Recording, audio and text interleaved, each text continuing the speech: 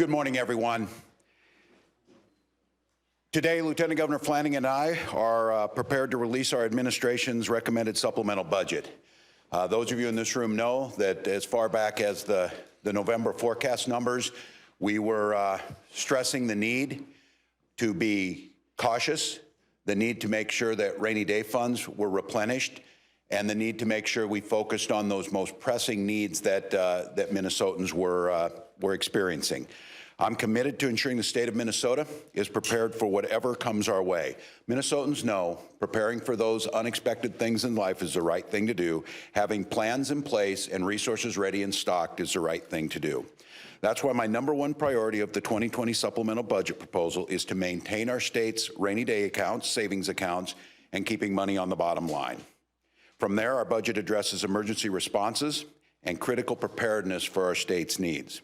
In putting together the supplemental budget, I took into consideration, as we were already forecasting in November, the potential for economic downturn and uncertainty, now that has been exacerbated by coronavirus and other factors, and being prepared for other potential incidents such as spring flooding. The supplemental budget is fiscally responsible, focuses on the safety and well-being of Minnesotans. This is not a budget year. This is a year to pass a robust bonding bill, address emergencies that are addressed in this supplemental budget, and paying back the budget reserves. Commissioner Frans will be taking you through some of the details, and then we'll be glad to answer some questions. Commissioner Frans? Thank you, Governor.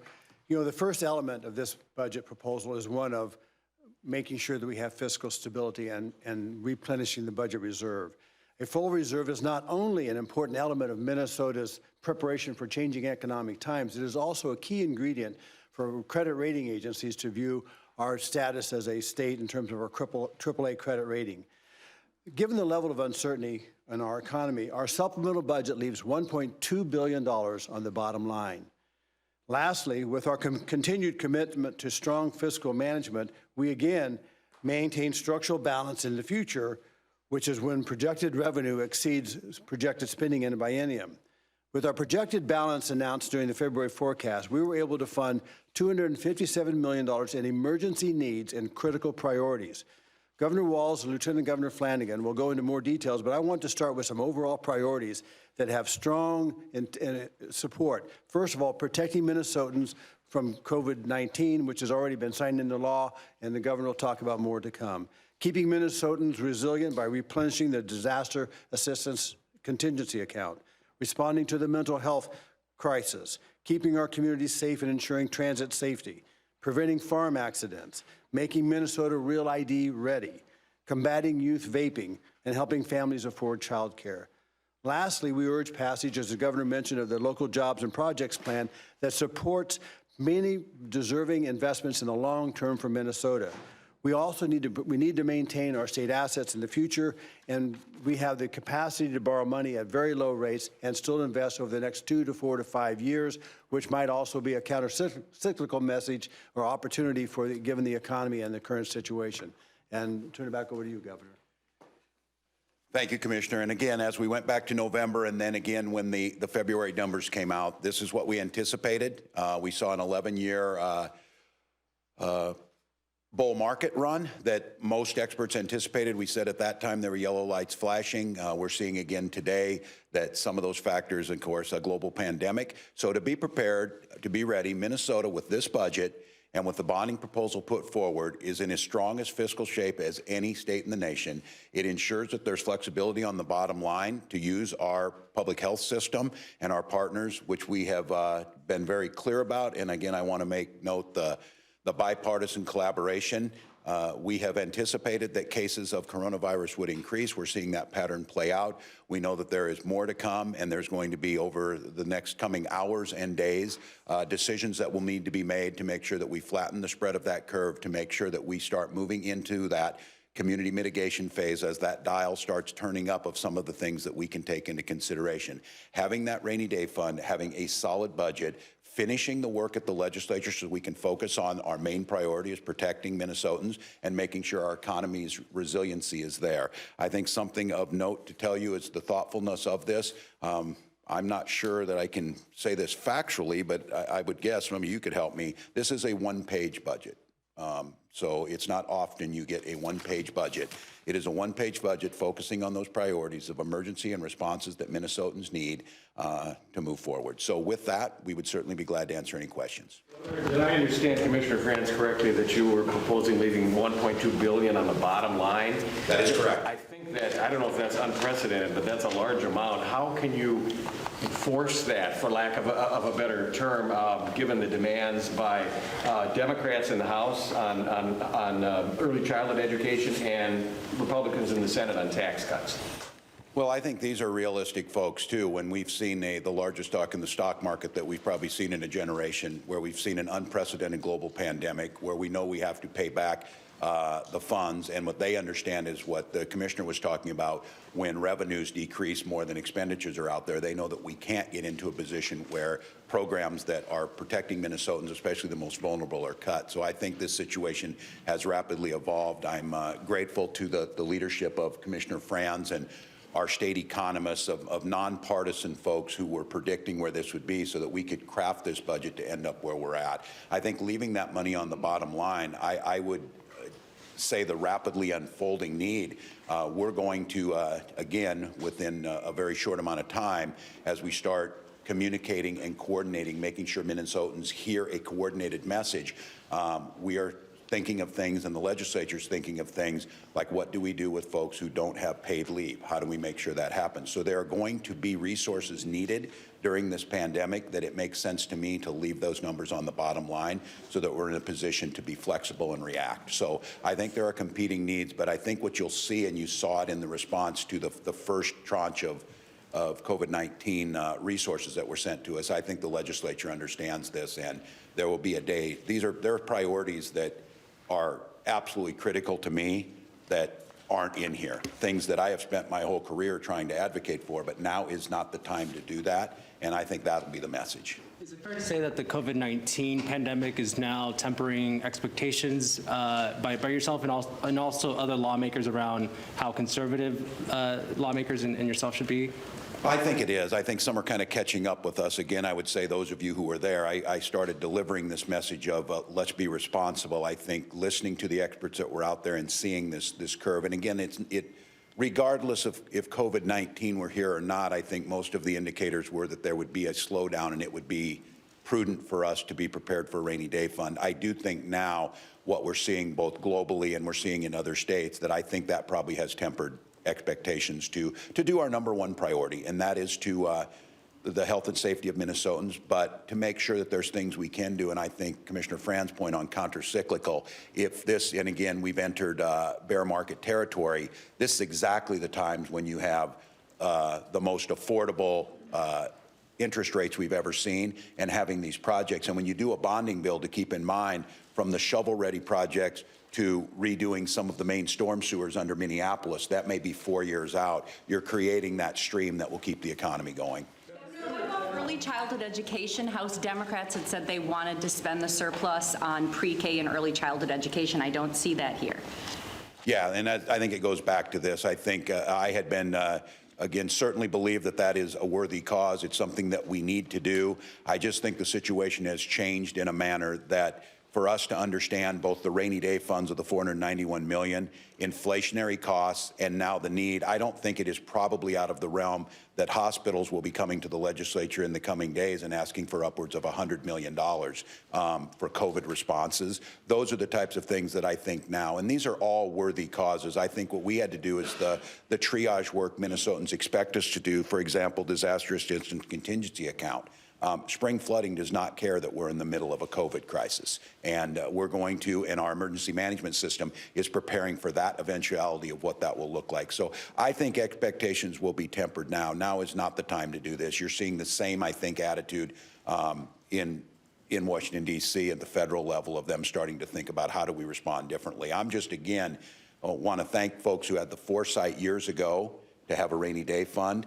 I want to thank Commissioner Frans and Britta Rayton, our budget director, for making smart choices to put us in a position. This is an enviable position that many states wish they were in, for us to leave that money there to respond flexibly. And the good thing is when it comes to early childhood, we're right back here in 2021 in a budget year where that's exactly what we should be looking at. But I do want to note, and if you will note in here, there is a serious investment in mental health care for our children.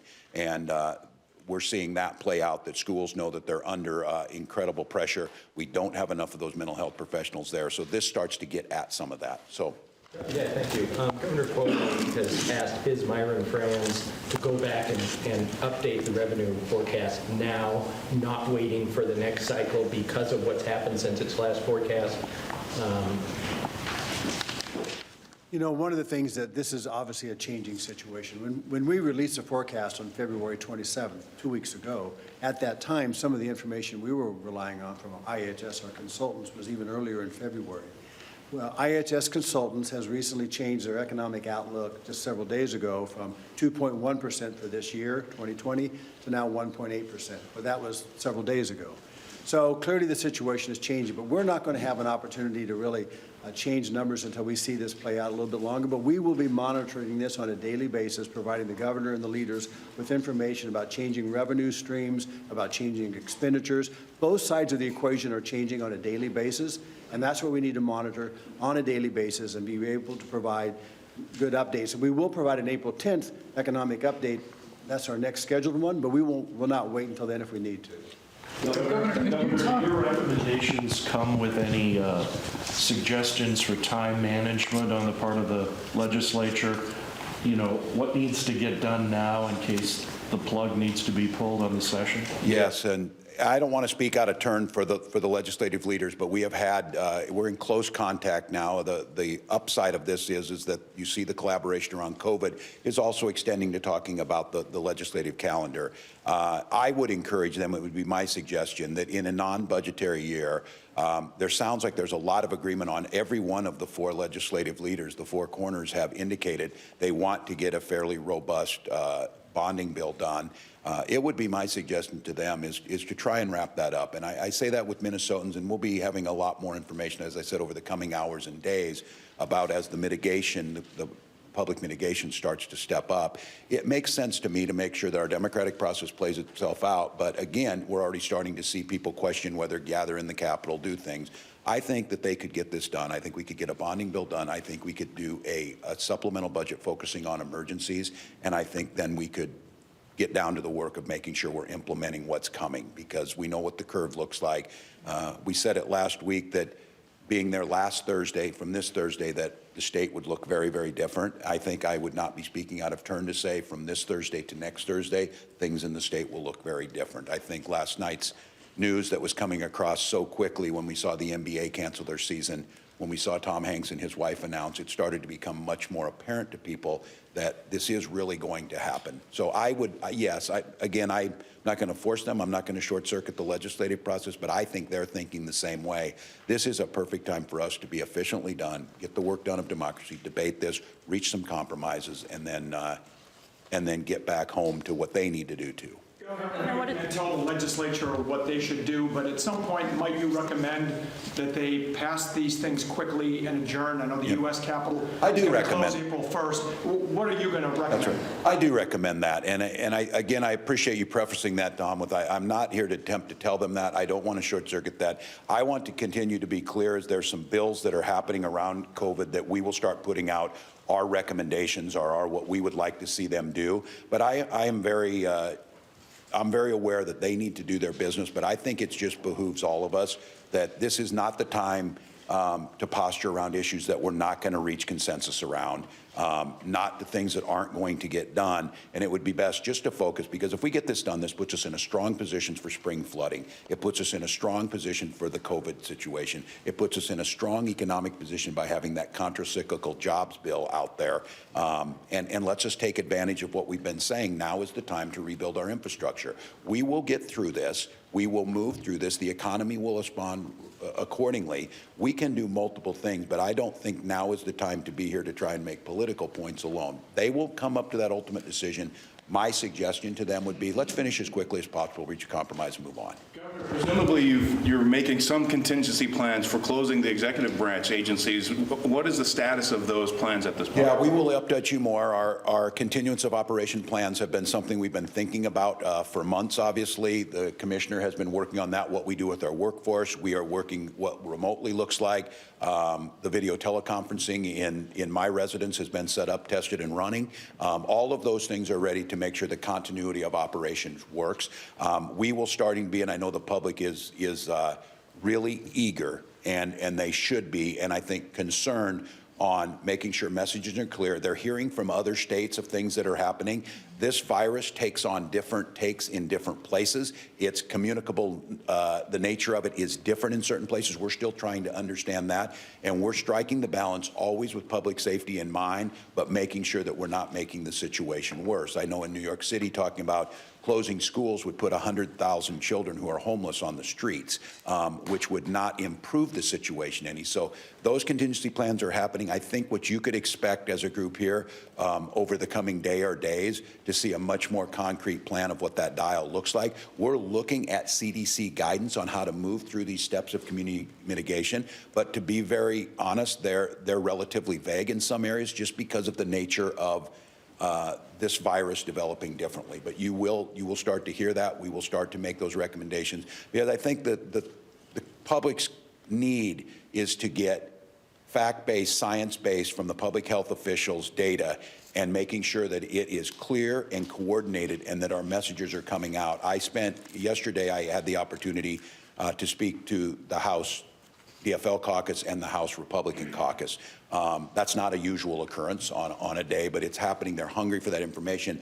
And listening to those members talk, we're all talking the same language now because they're being briefed by MDH, but that will come quickly. Governor, what is the full dollar amount of this supplemental budget, and how much was that scaled down from what you originally anticipated? Yeah, I think, and I could get Commissioner Frans in our first year, it's 256, roughly 256 million, and in the second years of the biennium, 268, leaving about 1.2 on the bottom line. To tell you this process of a supplemental budget, I can see some of the staff in here shaking their heads. This is a long process. We start with our overall goals and our values. As I've often said, a budget is more than a fiscal document. It is also a moral document, a reflection of our values. I always was under the belief that we needed to be very cautious. We needed to leave it on the bottom line. And there's a lot of things in here that are really hard decisions. I think it's been up that I would, given the right situation, and if we weren't in this economic situation, would have liked to include it in this, but now is not the right time. So that's where we came to. Representative Noor yesterday introduced a bill on unemployment compensation, perhaps using the unemployment fund for quarantined people, people who lose their jobs because of COVID. Is that something that should be? Yeah, I think this is smart stuff. And on the individual bill, I'm not going to endorse an individual piece of legislation, but it's that type of thinking that we're getting around. What about people who are uninsured? How are we getting them in? I think it's that type of thing that I would, again, going back to this question and of how quickly they should get done. I think those are the types of things that should be done along with the bonding bill and along with the supplemental, is move some of those things. I think those are the exact same things that are being talked about in D.C. about how do we make sure that's available. And I think if there is a mechanism, and I'm intrigued by the unemployment insurance side of things, because that mechanism is already there. Can you speak in specifics about what things will look like? You say the state will look different next Thursday. You say we'll learn specifics about potential plans. Can you get into specifics? Yeah, I can't anticipate where they'll be, other than that there is, like I say, there's an anticipated steps that you go through in community mitigation. I think you're seeing some of those already play out, where large gatherings are starting to be canceled. The NCAA's decision to have no fans at their events. I think in Minnesota you'll start to see some more guidance specifically around that. And we're working very closely with the advisory committee is working with the business community on how to do that. And in Minnesota it's very unique. Say, for example, something like Ecolab, because of their importance in cleaning and food-based protections, have global implications. And so we're working with them. I think what you can expect to see is a relatively, and again, it's hard to say as the virus starts to change itself, where you see in New Rochelle in New York, where there's kind of a containment area because of an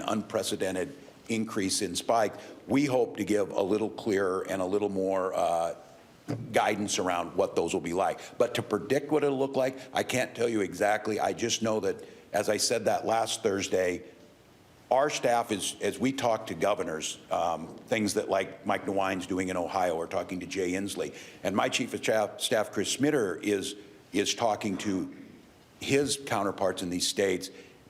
Those people there are saying, and we're feeling this, it's like talking to your future self, and they feel like they're looking back into the past, because they're saying, oh, I remember when we were where you were when we had 5 cases, and now we have 500. And so those are the types of things we're trying to learn from and strike that proper balance, and listening to the best advice on what works. There's folks say, close everything right now, close the schools. We're looking at what the advice says. Does that really slow or flatten the communicability of it, or does it actually add more problems to it, in addition to the social issues of where does a child eat, where are they getting their care? Can you speak to your concerns about trade, the international trade that Minnesota's businesses depend on, especially given the president's remarks last night? Yes, I am deeply concerned, and I understand that the remarks were inaccurate and then corrected, that we will still be trading with Europe, and that will not come in. Yes, I'm deeply concerned at a time when our markets were already deeply damaged by trade wars, especially in agricultural products, and now we're seeing travel restrictions that I think some of us, and we're listening to the health experts, are trying to understand that the virus is already here. How does that help? I was looking, to be honest with you, more on test kits, personal protective equipment, national stockpiles, some of those types of things. So yes, I am concerned about this. I think it, again, warrants us caution, caution, caution. If there was ever a time for a one-page budget and leaving money on the bottom line, this is it. Follow up to the previous question I asked about the contingency planning. Has the judiciary been in touch with you, and have they communicated their plans to you? They have, and we will all be meeting today with Chief Justice Gilday in the Four Corners. Those things have been there. I talked to the Chief Justice the other day. We were talking more about this supplemental budget and what would be in it. But then preparing for this, yes, of what happens, because we're thinking about everything, and I do think it's really important. We have to have continuity of our system. We have to have things work. The judiciary is going to need to work. They're thinking about what does that look like in a courtroom? What would happen?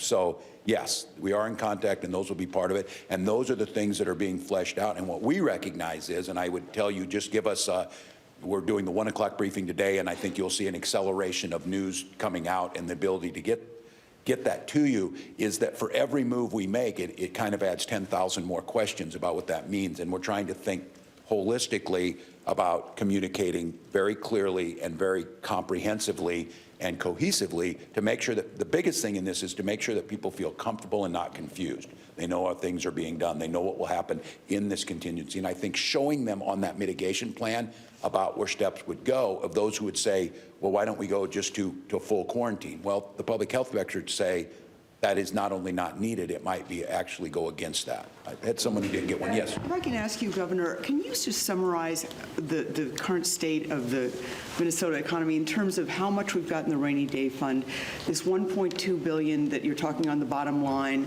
and also maybe which things did you leave off that you would have liked? Yeah, I'm going to have Myron get on this. I say this because it's, for me, these are the best teachers. Again, someone who's not usually out front, but our budget director, Britta Rayton, of talking to me about different things. How did we come to that number? And that number is with a 95% competency level against an economic shock that we would be able to weather that. Now, someone may ask this, and Myron may speak about this, that maybe this is in that 5% that wasn't anticipated, but I'll let him tell you where we're at. That's why I stressed, starting in November, the 491 is not just a made-up number. It's important to be in there because of the size of our state government, our expenditures that we are obligated to spend on, and why that needs to be there. So.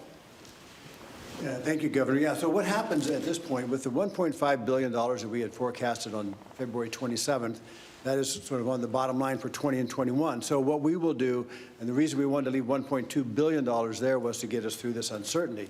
But as you know, as I mentioned earlier, the revenue streams are going to be dropping and the expenditure accounts are going to be going up. So that number is going to be changing on a daily basis. But nonetheless, it gets us down the road a ways. Then what happens if we get to a point down the road, hopefully quite a ways down the road, if we get into a deficit situation where that money is no longer available, then we have access to the $2.359 billion. That's what's there now. And if we don't restore the $491 million now, then in a year that will come out of the budget reserve account. We want to make sure it's there because let's assume we weather through this, whatever this scenario is and how long it takes, and then we go into an economic downturn. If we're able to weather this with our current assets, we want to make sure that that budget reserve is there for an economic downturn. There are a number of things that can cause, as we know, economic downturns, and as the governor mentioned, the budget reserve amount was determined to be there with a 95% degree of accuracy about projecting what kind of recession there might be, but no one put this on the table. And so that's why we're in uncharted territory. It's safe to say that the 1.5 isn't really 1.5 at this point, right? Actually, it's never really 1.5 billion. So, I mean, it really does change on a daily basis. When we do a forecast, we list all these risks, and we listed this as a risk. Clearly, this risk is growing, but there are other risks on there as well. And so there's always a change, and we will see this flow through the revenue reports and the expenditure reports that we get. Have you gotten an update on risk of recession? I'm sorry. What? Risk of recession? Oh, Have you know, gotten any updates from our yeah, forecasters? you know, that has not changed yet from our consultants, but, you know, you're seeing economists are really having an opportunity to give a new opinion every day, I think. And so we haven't had that change yet. I'll go back. In other words, the reserve money is real money. The projected surplus is just a guess of what you'll have based on how the economy performs. Right. The $1.5 billion balance that we projected on February 27th is projected over the next 16 months to come in. Governor, do you plan to cancel, postpone your State of the State address or deliver it in a different way? There's talk already on that. Again, that I am the guest of the House and the Senate joint. We have talked about that, of what that looked like. We started talking about it 2 weeks ago, and then it was more theoretical. Now it's becoming closer. So yes, there are talks on how best to do that. Everything from if it would have been appropriate, and we'll get it from the health officials to deliver it in the traditional way, or if you look at Facebook Live or postpone or something. So yes, those are exactly the type of things we're thinking about. We can take a few more, Teddy.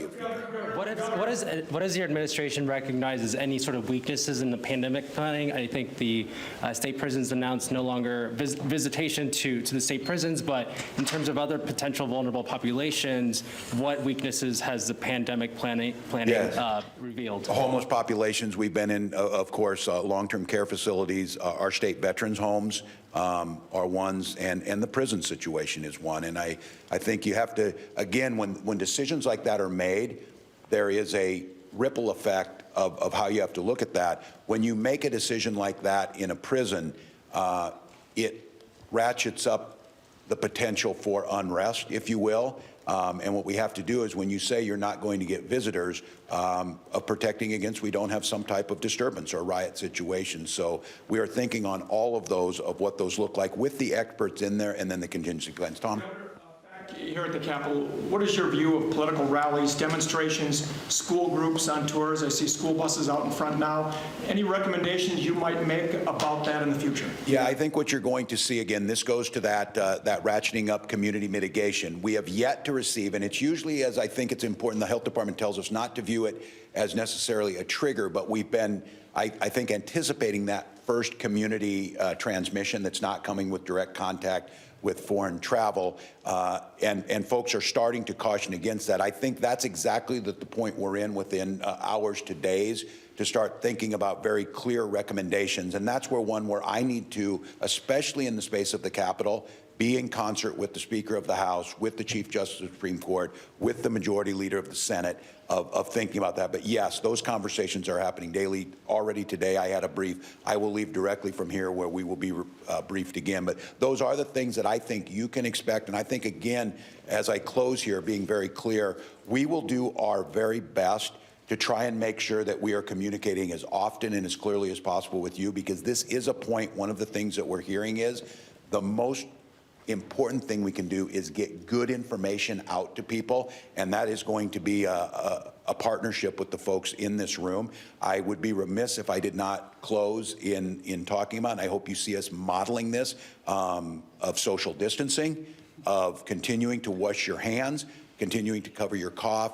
Please, please, please continue to stay home if you are ill, and know that we are very cognizant of asking a hourly wage worker to stay home without things in place. That's why the legislature, and I would encourage them to work on some type of safety net for those people. But I think what you can expect is an increased pace of information coming out and a clearer plan along CDC recommendations as we start moving through the mitigation. Again, our future selves, if you will, in states around the country who are a little further ahead are examples, and some of it is working, some of it is not. So we are in a somewhat advantageous position of lessons learned to apply those before we have to apply them. But we will have the 1 o'clock briefing. I'm going to leave right now and go get with Greater Minnesota Press and kind of do this again with them, but we'll stay in close touch. So thank you, Commissioner.